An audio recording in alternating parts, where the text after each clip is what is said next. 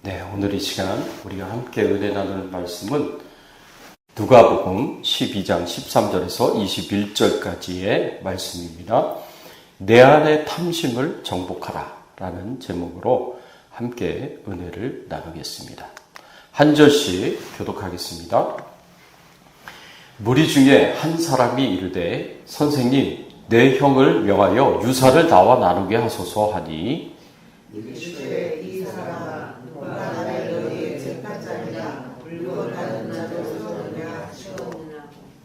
그들에게 이르시되 삼가 모든 탐심을 물리치라. 사람의 생명이 그 소유에 넉넉한 데 있지 아니하니라 하시고 또 비유로 그들에게 말하여 이르시되 한 부자가 그것 앞에 숨죽이 형성하네. 심중에 생각하여 이르되 내가 곡식 쌓아 둘 곳이 없으니 어찌할까 하고 또 이르되 내가 이렇게 하니라. 내 객관을 열고 더 크게 지고 내 모든 음식과 물건을 쏟아 쌓아두리라. 또 내가 내 영혼에게 이르되 영혼아 여러 해 쓸 물건을 많이 쌓아 두었으니 평안히 쉬고 먹고 마시고 즐거워하자 하리라 하되 하나님은 이르시되 어리석은 자여 오늘 밤에 내 영혼으로 찾으려니 그러면 내 중요한 것이 이것이 되리니 하셨으니.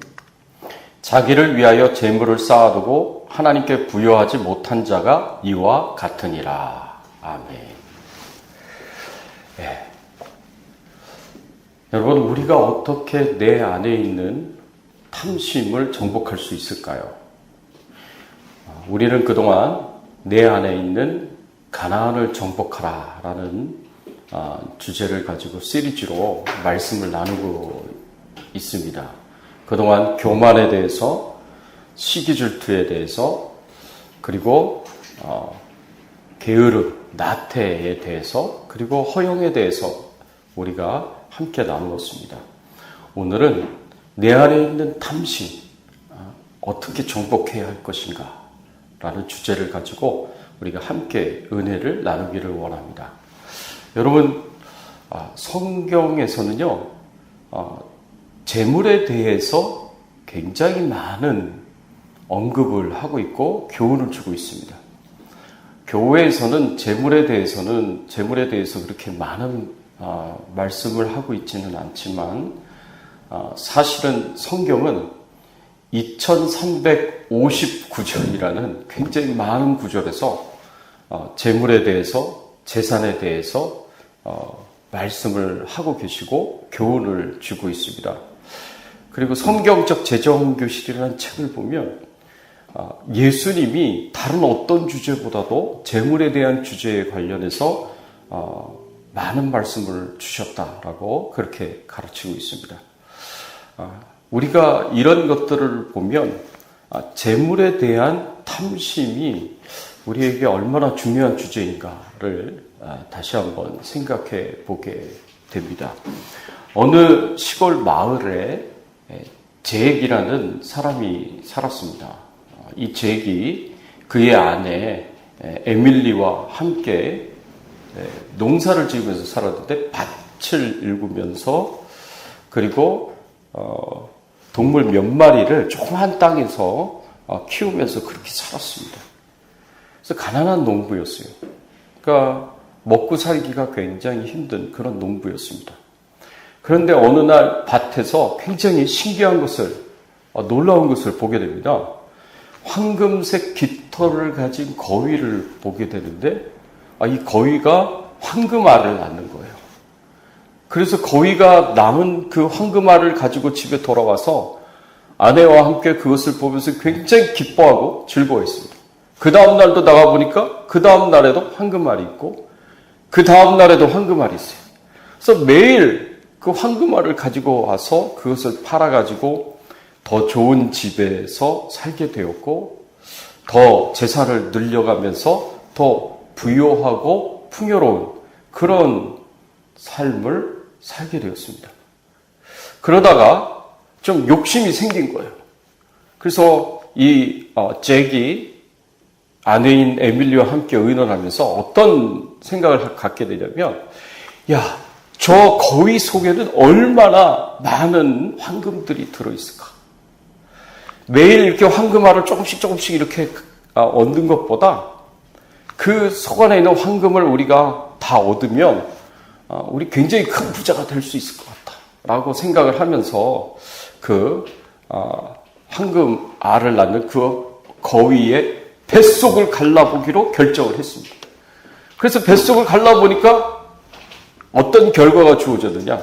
뱃속을 갈라보니까요, 보통 거위들하고 똑같은, 평범한 거위들하고 똑같은 그냥 피와 살로 만들어진 거위였던 거예요. 여러분, 탐욕이요, 어떤 결과를 가져오게 되느냐? 이 잭과 에밀리는 자신의 부유함의 원천이 된 그 거위를 죽이는 그런 결과까지 가게 되었습니다. 이런 것들을 생각해 보면 탐욕이 얼마나 무서운 것인가 우리가 생각해 볼 수가 있고요. 이 이야기는 우리가 잘 알고 있는 이솝 우화의 황금 알을 낳는 거위 이야기가 제가 지금 방금 여러분들에게 말씀을 드린 이야기입니다.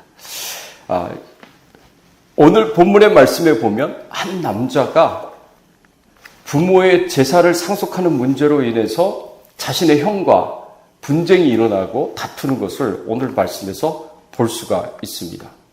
이 남자는, 이 동생은 예수님을 찾아와서 형에게 얘기를 해서 형이 자신의 재산까지, 자신의 유산까지 다 빼앗아 갔으니까 형에게 얘기해서 그 제사를 나에게 주도록 해달라고 그렇게 요청을 하는 그런 내용이 오늘 본문에 볼 수가 있습니다.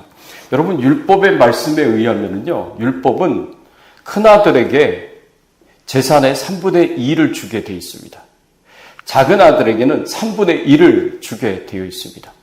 그런데 그 형이 이 재물에 대한 욕심이 커가지고 탐심이 있었기 때문에 동생에게 주어야 할 부모의 유산까지도 3분의 1의 유산까지도 자신이 다 빼앗아 간 것 같아요.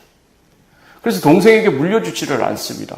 그래서 동생이 합법적으로 자신의 재산인 그 아버지의 유산을 자신이 가질 수 있도록 도와달라고 그렇게 요청을 하지만 예수님께서는 이제 거절을 하십니다. 왜냐하면 예수님께서는 세상사에 얽매이고 어떤 재산과 재물과 관련된 분쟁에 끼어드는 걸 원하지 않으셨습니다.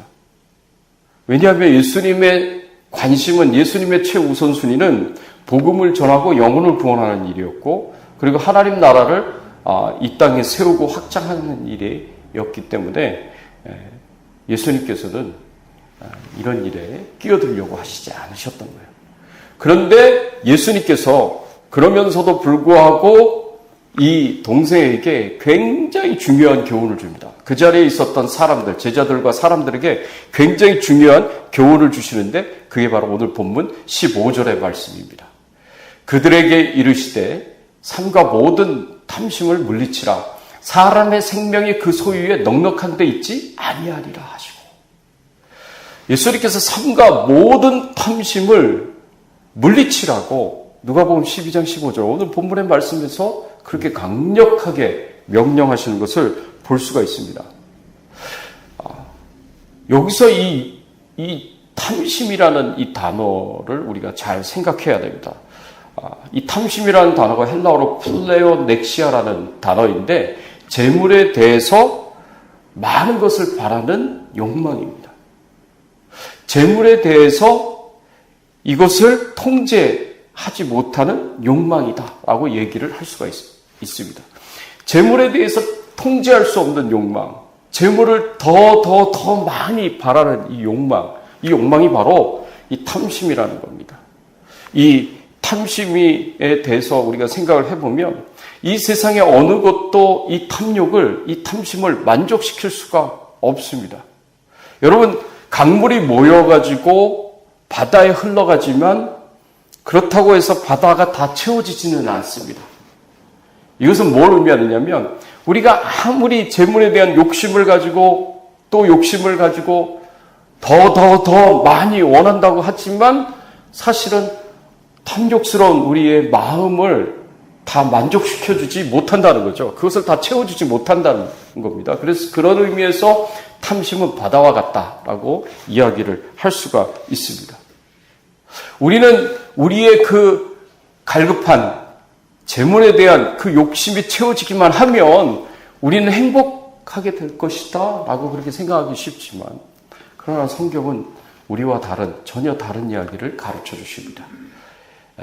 야고보서 1장 15절의 말씀에 보면 욕심이 잉태한 즉 죄를 낳고 죄가 장성한 즉 사망을 낳느니라 라고 그렇게 말씀을 하고 있습니다. 욕심이 결국에는 죄를 낳고 그 죄가 사망을 낳는다. 그 욕심이 사망을 낳게 되어 있습니다. 결국에는 죽음에 이르게 되어 있다라고 성경은 우리에게 가르쳐 주고 있습니다. 그래서 재물이 통제되지 않는, 재물에 대한 통제되지 않는 그 욕망, 이게 우리가 사실은 가장 경계해야 할 죄악 중에 하나다라는 것을 우리가 생각해야 됩니다. 이 통제되지 않는 재물에 대한 이 욕망 때문에 인생을 망친 사람들이 얼마나 많은지 모릅니다. 성경에도 보면 거짓 선지자 발람이 모압 왕이었던 발락에게 뇌물을 받고 하나님께서 나귀를 통해서 강력하게 경고하셨는데도 불구하고 이스라엘을 패망에 이르도록 하려고 할 수 있는 그런 계략을 가르쳐 줍니다. 돈에 대한 욕심 때문에, 재물에 대한 욕심 때문에 뇌물을 받고 그렇게 한다는 거죠. 또 뇌물을 받고 돈을 받고 자기 이익을 위하여서 옳지 않다라는 것을 알면서도 불구하고 법정에서 거짓 증언하는 사람들이 얼마나 많습니까? 굉장히 많습니다.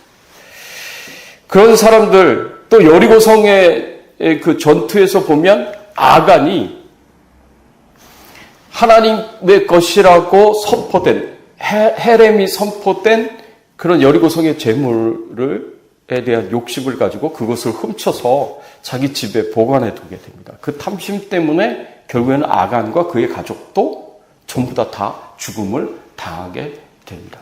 하나님의 심판을 받게 됩니다. 여러분, 인생이 망가진 사람들이 굉장히 많아요. 이 탐욕스러운 마음 때문에. 성경에만 있는 게 아니라 오늘날 우리가 살고 있는 이 세상에서도 그렇다는 겁니다. 이 탐욕이 가져오는 결과가 얼마나 비참한 것인가 우리는 좀 생각할 수 있어야 됩니다. 여러분, 탐욕은요, 가까운 인간관계를 다 파괴시킬 수 있습니다.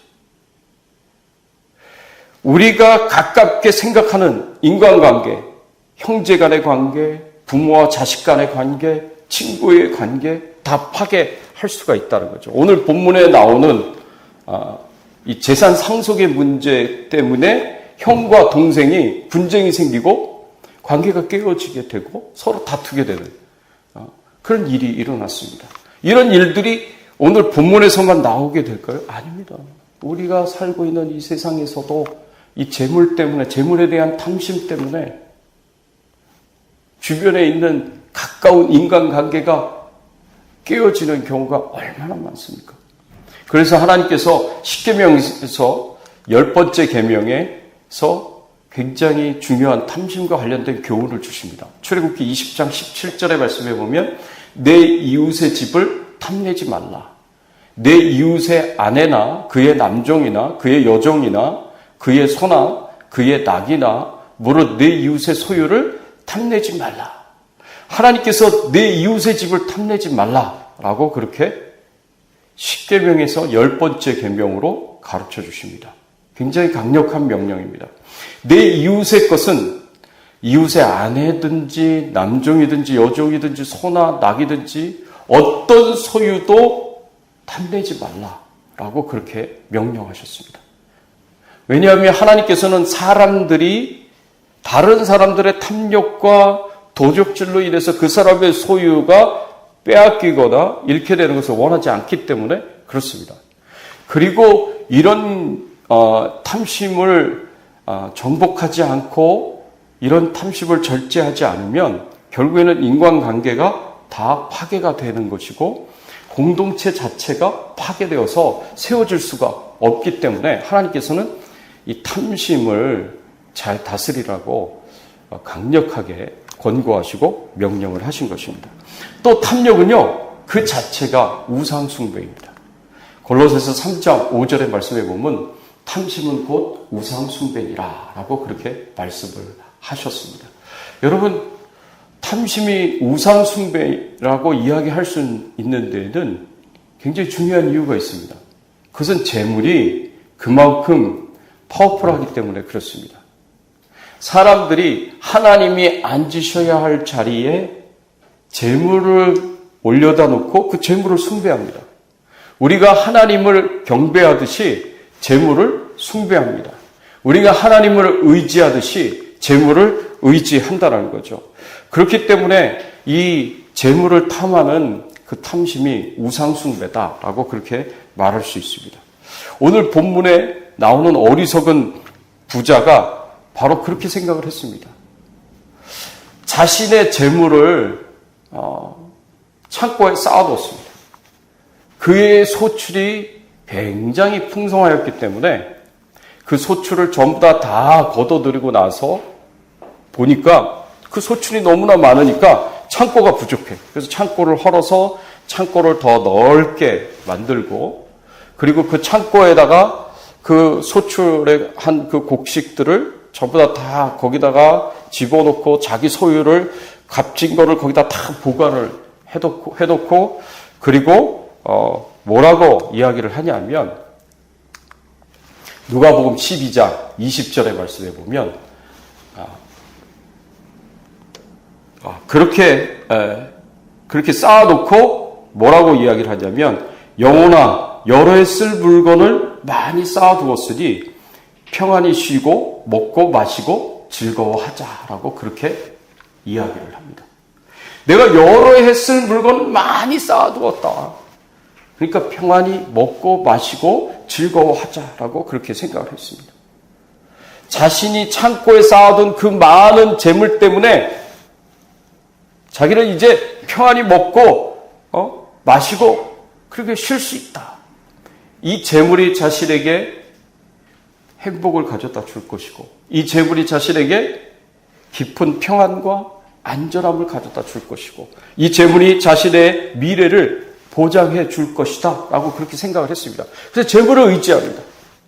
재물을 숭배를 하는 거죠. 재물을 쫓아가는 거죠. 그래서 탐심이 우상숭배예요. 그런데 예수님께서 마태복음 6장 24절에 뭐라고 말씀하셨냐면 너희가 하나님과 재물을 겸하여 섬기지 못하느니라. 하나님을 경배하든 아니면 재물을 숭배하든 둘 중에 하나 하라는 거예요. 이 두 가지를 다 못한다는 거죠. 하나님을 의지하든 아니면 재물을 의지하든 둘 중에 하나만 하라는 거예요. 재물을 의지하면 그건 우상숭배가 되는 것이고 재물을 숭배하고 쫓아가면 그건 우상숭배가 되는 거예요. 또 탐욕은 어떤 결과를 가지고 오느냐? 탐욕은 수없이 많은 치명적인 죄악들을 낳습니다. 여러분, 탐욕 그 자체가 큰 죄이지만 이 탐욕을 갖고 있는 것 때문에 다른 수많은 죄악들이 양산이 된다는 겁니다. 여러분, 어떤 회사를 다니거나 어떤 국가에 있는 한 사람이 굉장히 중요한 그 회사의 핵심 기술들, 국가의 핵심 기술들, 돈을 추구하기 때문에 자기 이익을 위하여서 다른 경쟁 회사에 그것을 팔아버릴 수도 있어요. 다른 경쟁 국가에 그 핵심 기술들을 팔아버릴 수 있습니다. 여러분, 그거 죄입니다. 죄예요. 자기 이익 때문에 재판에서 거짓 증언을 할 수 있습니다. 위증을 할 수 있다는 거죠. 뿐만 아니라 영향력 있는 자리를 이용해서 뇌물을 받고 다른 사람들에게 불이익을 줄 수 있고요. 그 자기가 가지고 있는 권세를 가지고 남의 재산을 빼앗거나 사기를 쳐서 남의 재산을 빼앗을 수 있습니다. 여러분, 이 모든 것들이 다 죄악입니다. 내 것만 생각하기 때문에 내 손에 움켜쥐려고만 하기 때문에 가난한 사람들, 어려운 사람들에 대해서는 굉장히 차가운 마음을 가질 수 있습니다. 이것도 다 죄악들입니다. 여러분, 우리가 이 탐욕스러운 마음을 계속 허용하다 보면 탐심 그 자체도 굉장히 심각한 죄악이지만 또 다른 죄악, 수많은 죄악들을 만들어낼 수 있다는 것을 우리가 생각하셔야 됩니다. 또 탐욕은요, 두려움 마음을 갖게 만들 수 있습니다. 탐심을 가진 사람들이 두려움을 가지게 됩니다. 계속 재물을 쌓다 보면은 누군가가 내 것을 빼앗아 가지 않을까 하는 이 초조함, 두려움, 이 경계심, 이런 것들이 마음속에 생긴다는 거죠. 근데 그것보다 더 큰 두려움은 뭐냐? 내가 이렇게 힘들게 모아놓은 재물을 써보지도 못하고 죽을 수 있다라는 두려움들이 있습니다. 여러분, 오늘 본문에 보면 이 어리석은 부자가 그런 두려움을 갖게 됩니다. 자신의 곳간에 쌓은 그 재물이 이제 남은 인생 동안 행복을 가져다 주고 깊은 평안과 안정감을 가져다 줄 거라고 생각했어요. 미래를 보장한다고 생각했어요. 그런데 이 부자에게 하나님께서 뭐라고 말씀하시느냐? 누가복음 12장 20절 오늘 본문의 말씀에 보면 하나님은 이르시되 어리석은 자여 오늘 밤 내 영혼을 도로 찾으리니 그러면 내 준비한 것이 누구의 것이 되겠느냐 하셨으니 하나님께서 오늘 밤 내 영혼을 도로 찾으시겠다라고 말씀을 하십니다. 자기는 이제 미래가 보장됐고 최소한 여러 해 동안은 잘 먹고 잘 마시고 잘 쉬면서 평안하고 안락한 삶을 살 수 있을 거다라고 생각을 했는데 하나님께서 그렇게 생각하는 그 사람에게 어리석은 자라고 얘기를 하십니다. 오늘 밤 내 영혼을 내가 도로 찾겠다고 말씀하십니다. 마치 빌려준 것을 다시 찾아오듯이 하나님께서 이 영혼을 데려가시겠다는 말씀입니다. 오늘 밤에 죽는다는 거죠. 어떻게 이런 일들이 일어날 수 있겠습니까? 이런 일들이 일어날 수 있겠습니까? 라고 의심할 수 있겠지만 그거야 탐욕스러운 자가 가지는 생각이고 이 세상에 아무 예고 없이 갑자기 죽는 일들이 얼마든지 일어날 수 있는 거예요. 하나님께서 그냥 그 영혼을 데려가시면 이 세상 그냥 떠나는 겁니다. 잠자다가도 죽을 수 있고 갑자기 쓰러져서 죽을 수도 있고 얼마든지 그럴 수 있는 거예요. 이 죽음에 대한 두려움이 가져야 되는 거죠. 그렇다면 어떻게 내 안에 있는 이 탐심을 정복할 수 있겠습니까? 내 안에 있는 탐심을 정복하는 중요한 교훈들이 있습니다. 첫 번째는 재물을 의지하는 것이 아니라 하나님을 의지하셔야 됩니다. 내 안전을 위해서 재물을 의지하는 것이 아니라 하나님을 의지하셔야 됩니다. 나의 안전을 보장해 주는 것은 재물이 아니에요. 나의 안전을 보장해 주시는 분은 하나님이십니다. 하나님이 영원히 지켜주시고 영원히 보장해 주십니다. 탐욕이라는 마귀는요, 성도들로 하여금 계속해서 불안함을 갖게 만듭니다. 네가 은퇴하고 난 이후에 오랫동안 앞으로 살게 될 텐데 앞으로 오랫동안 살면서 너는 어떻게 살려고 하니? 일을 할 수는 없을 것이고 병에 들 수도 있을 것이고 경기가 불경기일 수도 있을 것이고 갑작스럽게 어려운 일들이 네 삶 속에 생길 수 있을 텐데 그러려면 너 어떻게 앞으로 그 기후인 노후를 살 계획이냐? 여러분 이런 말 들으면 불안한 마음 들잖아요. 불안한 생각이 들잖아요. 너 그 긴 인생 동안 다른 사람 도움 받으면서 비참하게 살래? 이런 말 들으면 두려운 마음이 생기잖아요. 자꾸 그런 마음이 들게끔 탐욕 마귀가 그렇게 부추기는 거예요.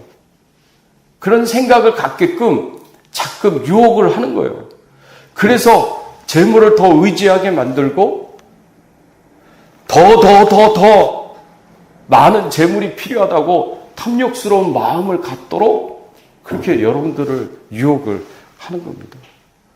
그런데 여러분, 절대 재물이 여러분들에게 안전함을 줄 수가 없습니다. 잠시 안전함을 줄 수는 있어요. 어려운 일이 생겼을 때 조금 나에게 편리함을 가져다 줄 수는 있어요. 그러나 그것이 내 근본적인 안전함과 평안함을 줄 수 있는 것은 아니라는 거죠. 그래서 다윗이 시편 18편 2절과 3절에 이렇게 고백을 합니다. 여호와는 나의 반석이시요 나의 요새시요 나를 건지시는 이시요 나의 하나님이시요 내가 그 안에 피할 나의 바위시요 나의 방패시요 나의 구원의 뿌리시요 나의 산성이시로다. 하나님을 향한 어떤 믿음을 지금 고백을 하고 있는 거예요. 다윗은 수많은 전쟁을 했었던 사람입니다. 수없이 죽을 위기 가운데 있었던 사람입니다. 근데 수없이 죽을 위기 가운데 있었으면서 다윗이 의지한 것은 재물도 아니었고 군사력도 아니었습니다. 자기의 노력과 자기의 열정도 아니었습니다. 다윗이 의지한 건 하나님이셨어요. 하나님이 내 반석이고 내 요새시다. 나를 건지시는 이시다. 하나님이 내가 피할 바위시고 나의 방패시고 나의 구원의 뿌리시고 나의 산성이시로다. 여러분, 우리가 다윗과 같은 믿음이 있어야 돼요. 나를 안전하게 하는 것은 재물이 아니라 하나님이시다라는 이 믿음을 갖고 살아야 됩니다. 그러면 자꾸 탐욕마귀가 나를 부추길 때마다 나는 하나님을 믿어, 나는 하나님을 의지하고 살아. 그렇게 여러분들이 그 유혹을 물리칠 수가 있는 것입니다. 또 이 탐욕을 정복하기 위해서는요, 현재의 삶에 대한 감사와 만족하는 마음이 있어야 됩니다. 탐욕을 정복하는 마음은요, 하나님이 주신 것에 대한 감사의 마음이에요. 그리고 만족해야 하는 마음입니다. 우리는 이것을 자족이라고 부릅니다. 이 자족하는 마음이 있어야 된다는 거죠. 근데 탐욕스러운 사람은요, 감사도 없어요. 만족도 없어요. 그러니까 끊임없이 더 많이를 외치면서 더 많은 것을 움켜쥐려고 한다는 거죠. 하나님이 주신 것에 대해서 만족하고 감사할 수 있다면 실제로 물질적으로 가난한 사람일지라도 그 사람은 부유한 사람입니다. 그런데 하나님 주신 것에 대한 만족과 감사가 없으면 실제적으로 많은 것을 가진 부자라고 할지라도 그 사람은 가난한 사람입니다. 여러분, 내가 만족스러운 삶, 행복한 삶을 사느냐, 내 삶이 풍요로운 삶을 사느냐 아니냐를 결정하는 것은 내가 재물이 얼마나 있느냐가 결정하는 게 아니에요. 내가 현재의 삶에 대해서 하나님께 얼마나 감사하고 만족하면서 사느냐, 그게 결정하는 것이라는 거죠. 그래서 풍요로운 삶, 행복한 삶은 하나님께 대한 만족과 감사의 마음으로 이루어진다라는 것을 우리가 말씀에서 교훈을 얻을 수가 있습니다. 그래서 사도 바울이 디모데전서 6장 6절에서 8절의 말씀에 보면, 그러나 자족하는 마음이 있으면 경건은 큰 이익이 되느니라. 우리가 세상에 아무것도 가지고 온 것이 없음에 또한 아무것도 가지고 가지 못하리니 우리가 먹을 것과 입을 것이 있은즉 족한 줄로 알 것이니라. 자족하는 마음이 있으면 경건에 큰 이익이 있다 그랬습니다. 여러분, 이 감사의 마음과 자족하는 마음, 만족하는 마음이 굉장히 큰 경건이다. 바로 이 탐심을 대항할 수 있는 큰 경건이다라는 것을 이 말씀을 통해서 우리가 다시 한번 생각해 볼 수가 있습니다. 그리고 탐욕을 정복하기 위해서는, 마지막으로 탐욕을 정복하기 위해서는 나누는 삶을 실천해야 돼요. 여러분, 우리가 더 많은 것을 욕심내는 탐심을 정복하는 것은 더 나누는 삶을 실천하는 것이 바로 이런 탐심의 마음을 극복하고 정복하는 마음이다라고 이야기할 수 있습니다. 내 것을 떼어서 어려운 사람들에게 나눠줄 수 있어야 됩니다. 가난한 사람들, 어려운 사람들, 병든 사람들, 연약한 사람들을 불쌍히 여기고 긍휼히 여겨서 내 것을 떼어서 내 것을 나눠서 그 사람들에게 줄 수 있는 그런 신앙을 가져야 된다는 겁니다. 누가복음에 보면 삭개오는 예수님을 만나고 난 이후에 예수 믿고 구원받고 난 이후에 자신이 회개한 증거로 자신의 재물에 자신의 재산의 절반을 떼어서 가난한 자들에게 나눠주겠다고 그렇게 예수님께 말을 했습니다. 자신이 만일 남의 것을 불의하게 빼앗은 것이 있다면 그 사람들에게 4배로 갚아주겠다고 그렇게 예수님 앞에서 약속을 했습니다. 여러분, 자기가 가진 것을 이처럼 나눌 수 있어야 됩니다. 그런데 바로 삭개오야말로 어리석은 부자였던 사람이에요. 탐욕스러운 사람이었어요. 그래서 남의 것을 빼앗기만 했지 나눠줄지 모르는 사람이었다는 거죠. 근데 그렇게 나눠줌으로 말미암아 이 탐욕의 속박에서 벗어나게 되고요.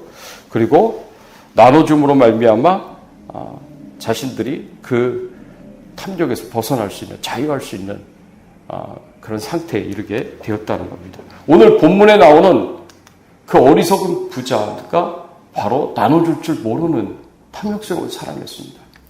오늘 본문 누가복음 12장 17절에서 19절의 말씀에 보면 심중에 생각하여 이르되 내가 곡식을 쌓아둘 곳이 없으니 어찌할까 하고 또 이르되 내가 이렇게 하리라. 내 곡간을 헐고 더 크게 짓고 내 모든 곡식과 물건을 거기 쌓아두리라. 또 내가 내 영혼에게 이르되 영혼아 여러 해 쓸 물건을 많이 쌓아두었으니 평안히 쉬고 먹고 마시고 즐거워하자 하리라 하되. 여러분, 이 사람을 향하여서, 이 어리석은 부자를 향하여서 하나님께서 어리석다고 말씀하시면서 계속해서 이 사람에 대해서 이야기하시는데 이 사람의 특징이 뭐냐? 계속 내가예요. 내 곡간, 내 모든 곡식, 내 물건, 내 영혼. 완전히 자기중심적인 사람이에요. 자기만을 위하는 사람이고 자기중심적인 사람이에요. 자신의 이익만을 추구하는 사람이고 그러니까 다른 사람들에게 나눠줄 줄 모르는 사람이에요. 이런 삶을 살아가는 사람에게 예수님께서 어리석다라고 얘기를 하시면서 이 사람에게 대해 또 다른 별명을 주셨는데 그 별명이 뭐냐? 21절 말씀에 보면 자기를 위하여 재물을 쌓아두고 하나님께 대하여 부요하지 못한 자가 이와 같으니라. 자기를 위하여 재물을 쌓아두고 하나님께 대하여 부요하지 못한 자다라고 이렇게 말씀을 주시는 것을 볼 수가 있습니다. 그러니까 자기 자신만을 위하는 거예요. 이기적인 삶만을 사는 겁니다. 그러니까 하나님께 부요하지 못한 자예요. 가난한 자, 연약한 자, 병든 자 이런 사람들에게 관심이 없어요. 이런 사람들에게 자기 자신의 재산을 나누는 것에 대해서 바보 같다는 생각을 하죠. 근데 그렇게 생각하는 것 자체가 어리석은 거다라고 성경은 지금 우리에게 가르쳐주고 있고 교훈해주고 있는 겁니다. 하나님께서 뭐라고 말씀하셨냐면 잠언 19장 17절 말씀에 보면 가난한 자를 불쌍히 여기는 것은 여호와께 구워드리는 것이니 그의 선행을 그에게 갚아주시리라. 우리가 가난한 사람들에게 그들을 불쌍히 여기면서 내가 가지고 있는 것을 나눠주면 그것은 하나님께 구워주는 거래요. 하나님이 빚을 지는 거래요. 그 하나님이 갚아주신다는 거죠. 하나님은 갚아주시는데 어떻게 갚아주시느냐? 잠언 11장 24절 25절의 말씀에 보면 흩어 구제하여도 더욱 부하게 되는 일이 있다니 과도히 아껴도 가난하게 될 뿐이니라. 구제를 좋아하는 자는 풍족하여질 것이요 남을 윤택하는 자는 자기도 윤택하여 지리라.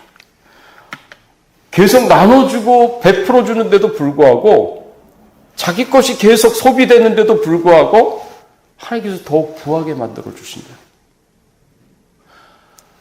구제를 좋아하는 자는 풍족하게 될 것이래.